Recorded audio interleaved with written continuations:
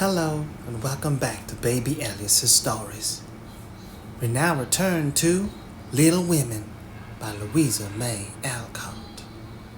Chapter 23.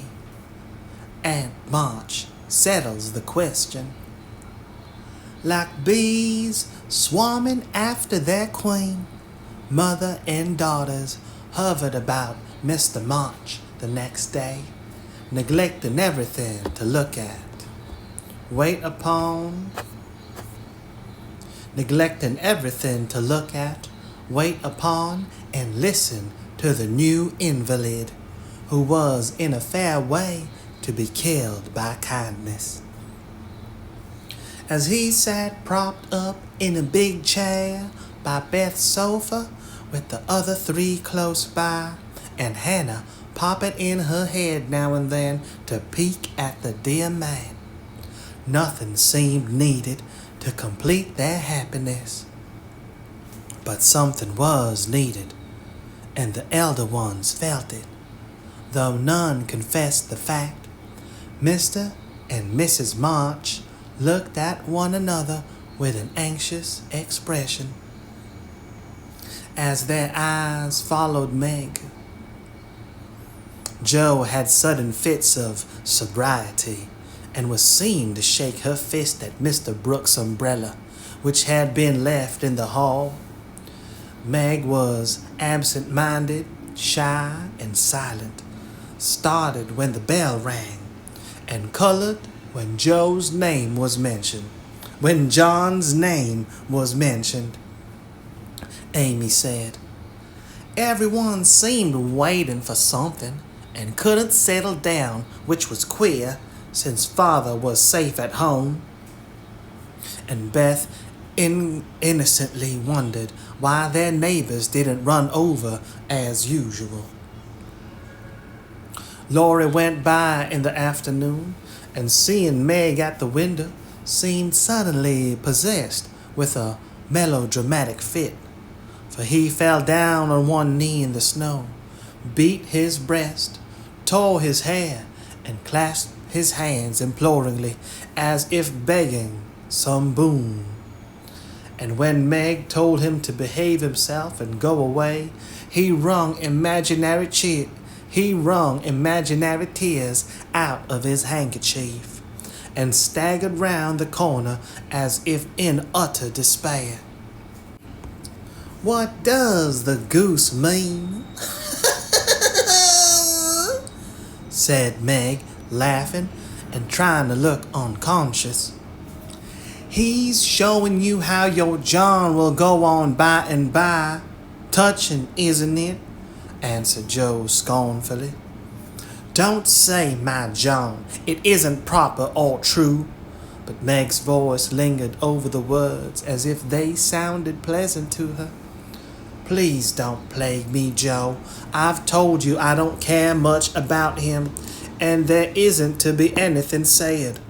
But we are all to be friendly and go on as before."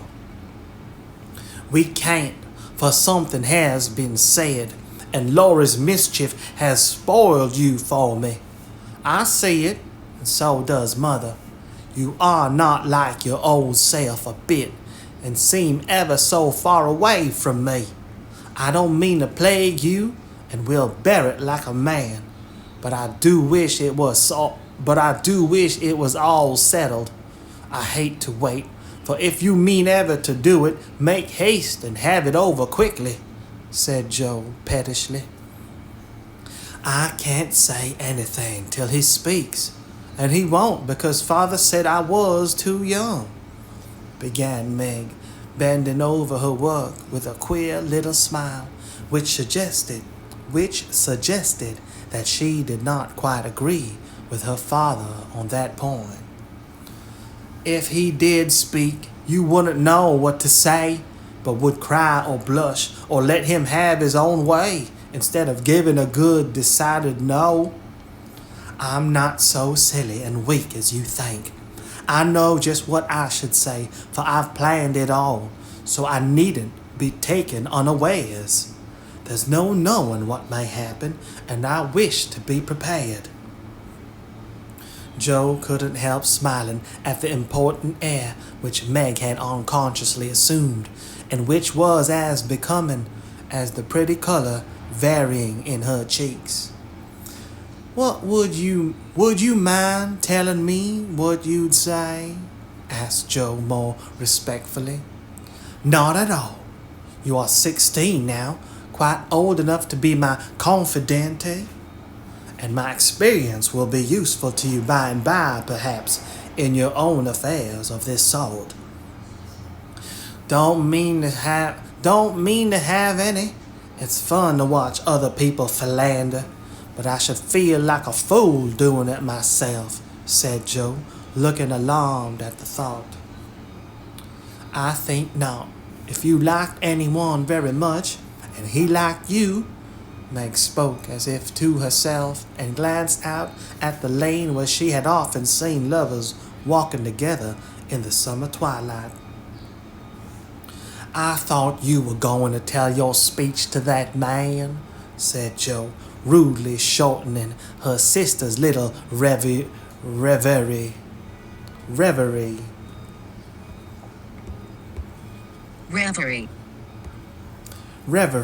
a state of being pleasantly lost in one's thoughts, a daydream. Reverie. "I thought you were going to tell your speech to that man," said Joe, rudely shortening her sister's little reverie. "Oh, I should merely say, quite calmly and decidedly, 'Thank you, Mr. Brooke. You are very kind, but I agree with my father that I am too young to enter into any engagement at present. So please say no more, but let us be friends as we were.'" "That's stiff and cool enough. I don't believe you'll ever say it, and I know he won't be satisfied if you do. If he goes on like the rejected lovers in books, you'll give in rather than hurt his feelings." "No, I won't. I shall tell him I've made up my mind, and shall walk out of the room with dignity." Meg rose as she spoke, and was just going to rehearse the dignified exit, when a step in the hall made her fly into her seat and begin to sew, as fast as if her life depended on finishing that particular scene in a given time. Joe smothered a laugh at the sudden change, and when someone gave a modest tap, opened the door with a grim aspect which was anything but hospitable. "Good afternoon. I came to get my umbrella, that is, to see how your father finds himself today," said Mr. Brooke, getting a trifle confused as his eyes went from one telltale face to the other. "It's very well he's in the rack. I'll get him and tell it you are here." And having jumbled her father and the umbrella well together in her reply, Joe slipped out of the room to give Meg a chance to make his speech and air her dignity. But the instant she vanished, Meg began to sidle toward the door, murmuring, "Mother will like to see you. Pray sit down. I'll call her." "Don't go. Are you afraid of me, Margaret?" And Mr. Brooke looked so hurt that Meg thought she must have done something very rude. She blushed up to the little curls on her forehead, for he had never called her Margaret before, and she was surprised to find how natural and sweet it seemed to hear him say it. Anxious to appear friendly and at her ease, she put out her hand with a confiding gesture and said gratefully, "How can I be afraid when you have been so kind to father? I only wish I could thank you for it." "Shall I tell you how?" asked Mr. Brooke, holding the small hand fast in both his own, and looking down at Meg with so much love in the brown eyes that her heart began to flutter, and she both longed to run away and to stop and listen. "Oh no, please don't. I'd rather not," she said, trying to withdraw her hand and looking frightened in spite of her denial. "I won't trouble you.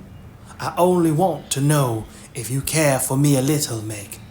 I love you so much, dear," added Mr. Brooke tenderly. This was the moment for the calm, proper speech, but Meg didn't make it. She forgot every word of it, hung her head and answered, "I don't know," so softly that John had to stoop down to catch the foolish little reply. The foolish little reply.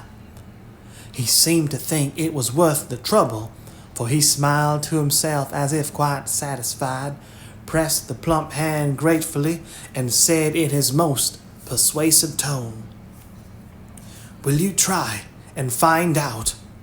I want to know so much, for I can't go to work with any heart until I learn whether I am to have my reward in the end or not." "I'm too young," faltered Meg, wondering why she was so fluttered, yet rather enjoying it. "I'll wait, and in the meantime, you could be learning to like me. Would it be a very hard lesson, dear?" "Not if I choose to learn it, but—" "Please choose to learn, Meg. I love you to teach, and this is easier than German," broke in John, getting possession of the other hand, so that she had no way of hiding her face as he bent to look into it. His tone was properly beseeching, but stealing a shy look at him, Meg saw that his eyes were merry as well as tender, and that he wore the satisfied smile of one who had no doubt of his success. This nettled her. Annie Moffat's foolish lessons in coquetry came into her mind, and the love of power which sleeps into the bosoms of the best of little women woke up all of a sudden and took possession of her.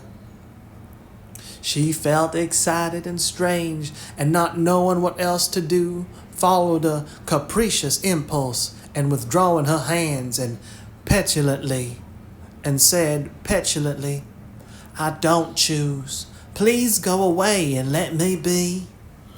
Poor Mr. Brooke looked as if his lovely castle in the air was tumbling about his ears, for he had never seen Meg in such a mood before, and it rather bewildered him.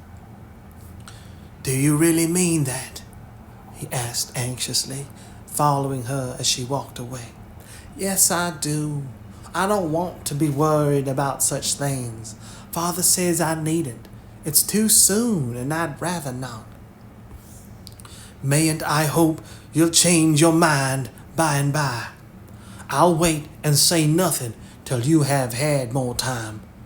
Don't play with me, Meg. I didn't think that of you." "Don't think of me at all. I'd rather you wouldn't," said Meg, taking a naughty satisfaction in trying her lover's patience and her own power. He was grave and pale now, and looked decidedly more like the novel heroes whom she admired. But he neither slapped his forehead nor tramped about the room as they did. He just stood looking at her so wistfully, so tenderly, that she found her heart relenting in spite of herself. What would have happened next, I cannot say, if Aunt March had not come hobbling in at this interesting minute. The old lady couldn't resist her longing to see her nephew, for she had met Laurie as she took her airing, and hearing of Mr. March's arrival, drove straight out to see him. The family were all busy in the back part of the house, and she had made her way quietly in, hoping to surprise them. She did surprise two of them so much that Meg started as if she had seen a ghost, and Mr. Brooke vanished into the study. "Bless me, what's all this?" cried the old lady with a rap of her cane, rap, rap, as she glanced from the pale young gentleman to the scarlet young lady. "It's father's friend. I'm surprised to see you," stammered Meg, feeling that she was in for a lecture now. "That's evident," returned Aunt March, sitting down. "But what is father's friend saying to make you look like a peony? There's mischief going on, and I insist upon knowing what it is," with another rap. Peony. Peony. Peony, a herbaceous or shrubbery plant of north temperate regions, which has long been cultivated for its showy flowers. Peony. "We were only talking. Mr. Brooke came for his umbrella," began Meg, wishing that Mr. Brooke and the umbrella were safely out of the house.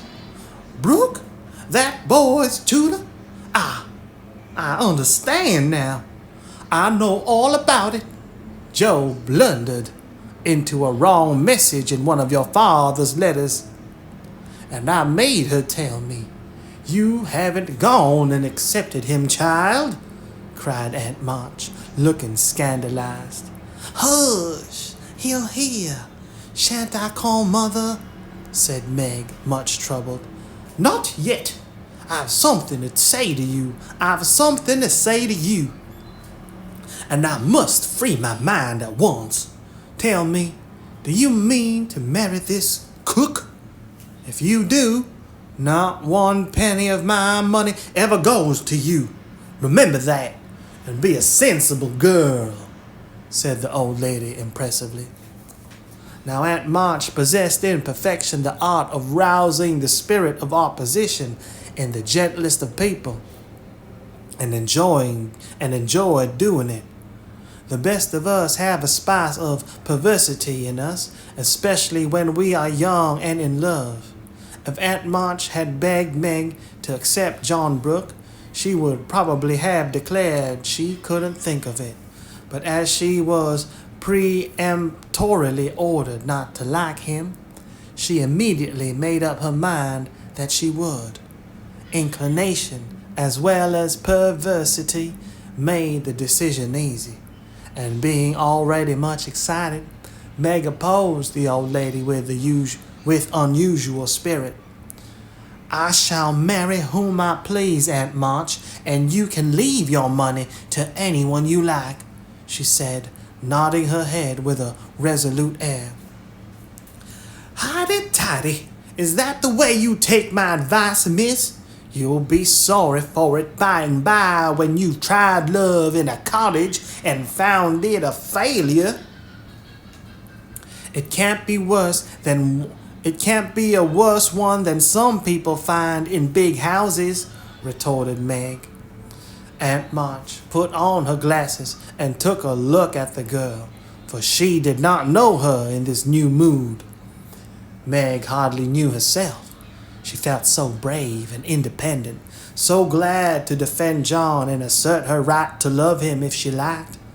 Aunt March saw that she had begun wrong, and after a little pause made a fresh start, saying as mildly as she could, "Now, Meg, my dear, be reasonable and take my advice. I mean it kindly and don't want you to spoil your whole life by making a mistake at the beginning. You ought to marry well and help your family.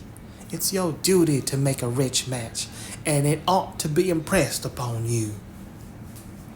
Father and mother don't think so. They like John though he is poor. Your parents, my dear, have no more worldly wisdom than a pair of babies." "I'm glad of it," cried Meg stoutly. Aunt March took no notice, but went on with her lecture. "This Rook is poor and hasn't got any rich relations, has he?" "No, but he has many warm friends." "You can't live on friends. Try it and see how cool they'll grow.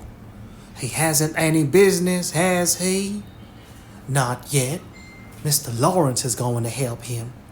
"That won't last long. James Lawrence is a crotchety old fella and not to be depended on. So you intend to marry a man without money, position, or business and go on working harder than you do now? When you might be comfortable all your days by minding me and doing better. I thought you had more sense, Meg.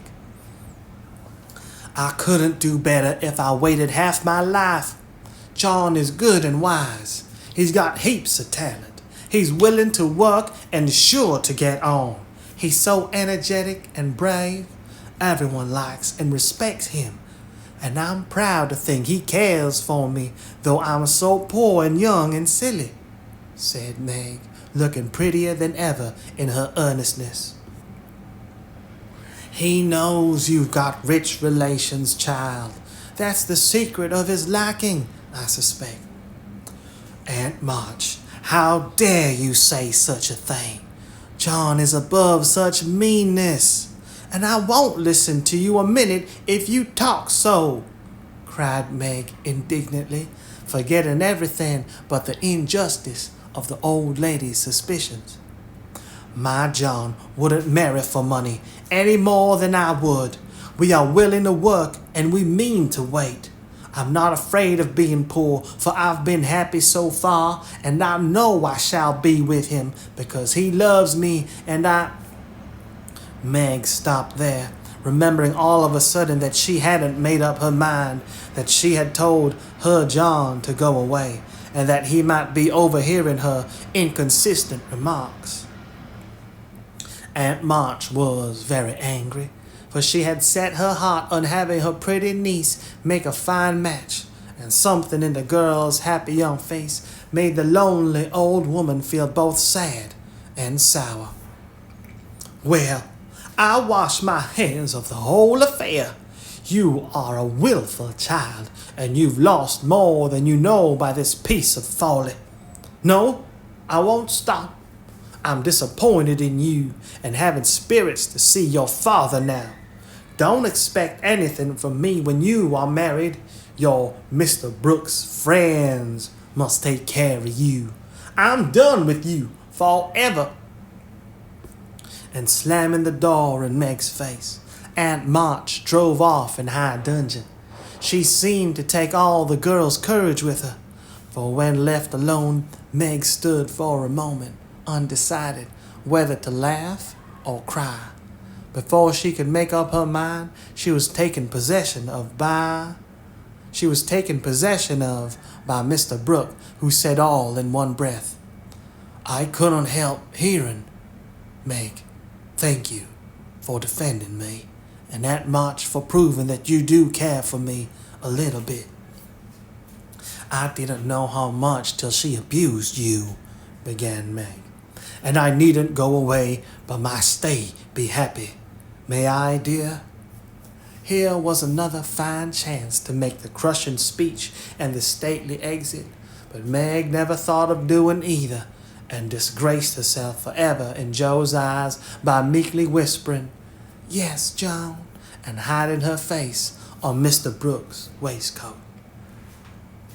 15 minutes after Aunt March's departure, Joe came softly downstairs, paused an instant at the parlor door, and hearing no sound within, nodded and smiled with a satisfied expression, saying to herself, She has seen him away as we planned, and that affair is settled. I'll go and hear the fun and have a good laugh over it. But Joe never got her laugh, for she was transfixed upon the threshold by a spectacle which held her there, staring with her mouth nearly as wide open as her eyes, going in to exult over a fallen enemy and to praise a strong-minded sister for the banishment of an objectionable lover. It certainly was a shock to behold a aforesaid enemy serenely. It certainly was a shock to behold the aforesaid enemy serenely sitting on the sofa, with the strong-minded sister enthroned upon his knee and wearing an expression of the most abject submission. Joe gave a sort of gasp, as if a cold shower bath had suddenly fallen upon her, for such an unexpected turning of the tables actually took her breath away. At the odd sound, the lovers turned and saw her. Meg jumped up, looking both proud and shy, but that man, as Joe called him, actually laughed and said coolly as he kissed the astonished newcomer,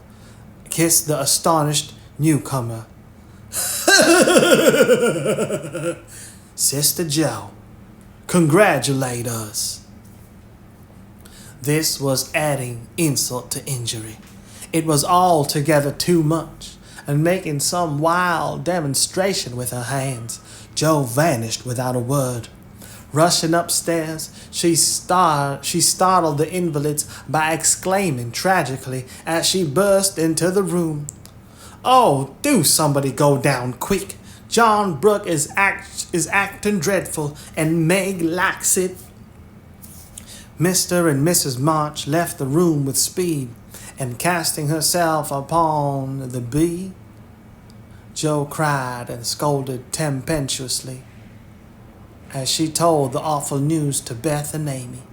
The little girls, however, considered it a most agreeable and interesting event, and Joe got little comfort from them, so she went up to her refuge in the garret and confided her troubles to the rats.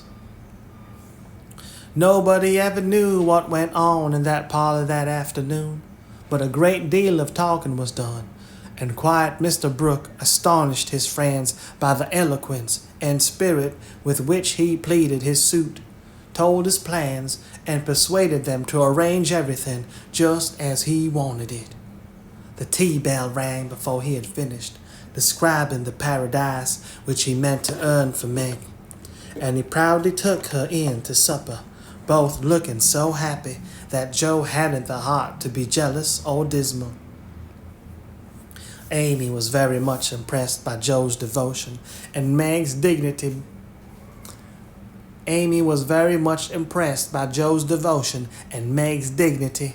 Beth beamed at them from a distance, while Mr. and Mrs. March surveyed the young couple with such tender satisfaction that it was perfectly evident Aunt March was right in calling them as unworldly as a pair of babies.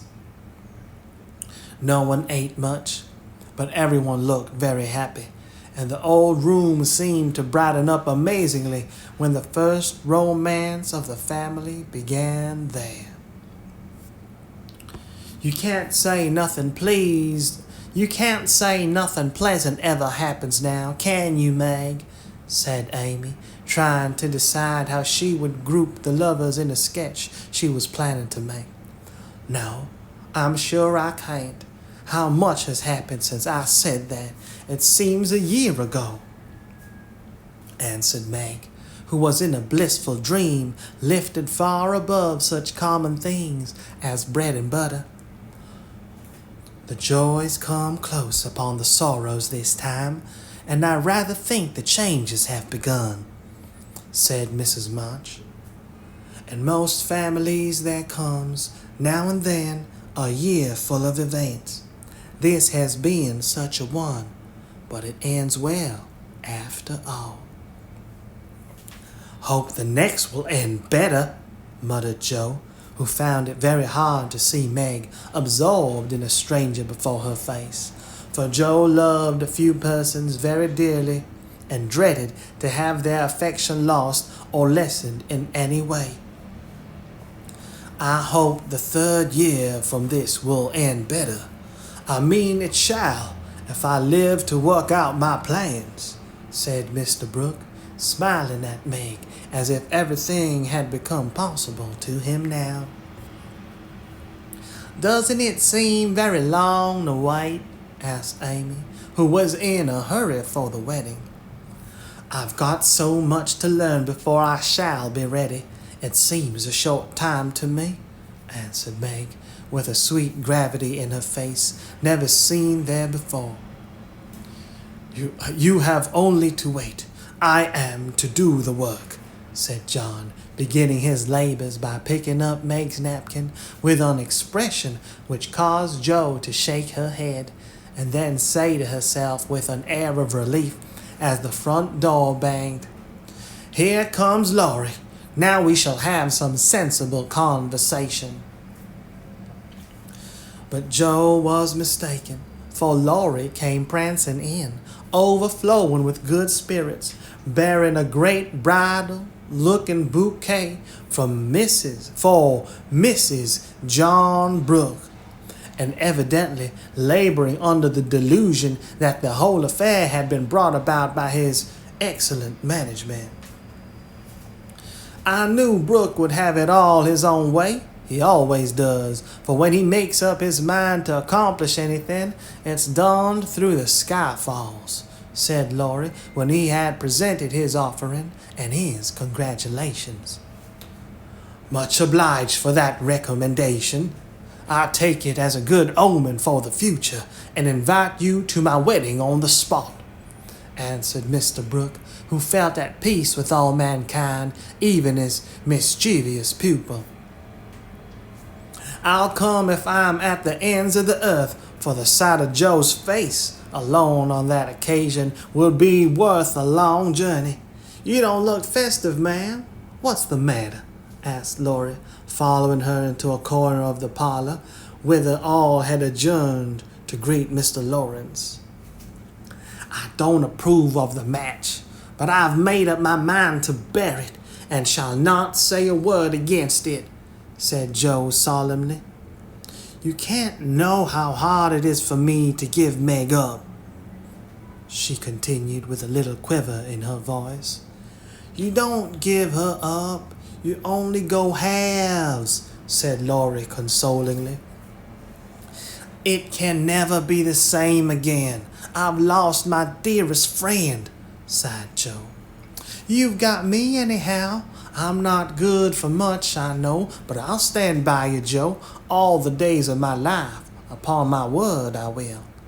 And Laurie meant what he said. I know you will, and I'm ever so much obliged. You are always a great comfort to me, Teddy, returned Joe, gratefully shaking hands. Well now, don't be dismal. There's a good fellow. It's all right, you see. Meg is happy. Brooke will fly round and get settled immediately. Grandpa will attend to him, and it will be very jolly to see Meg in her own little house. We'll have capital times after she is gone, for I shall be through college before long, and then we'll go abroad on some nice trip or other. Wouldn't that console you? I rather think it would, but there's no knowing what may happen in 3 years, said Joe thoughtfully. That's true. Don't you wish you could take a look forward and see where we shall all be then? I do, returned Laurie. I think not, for I might see something sad, and everyone looks so happy now. I don't believe they could be much improved. And Joe's eyes went slowly round the room, brightening as they looked, for the prospect was a pleasant one. Father and mother sat together, quietly reliving the first chapter of the romance which for them began some 20 years ago. Amy was drawing the lovers who sat apart in a beautiful world of their own, the light of which touched their faces with a grace the little artist could not copy. Beth lay on her sofa, talking cheerily with her old friend, who held her little hand as if he felt that it possessed the power to lead him along the peaceful way she walked. Joe lounged in her favorite low seat with the grave, quiet look which best became her, and Laurie, leaning on the back of her chair, his chin on a level with her curly head, smiled with his friendliest aspect, and nodded at her in the long glass which reflected them both. So the curtain falls upon Meg, Joe, Beth, and Amy.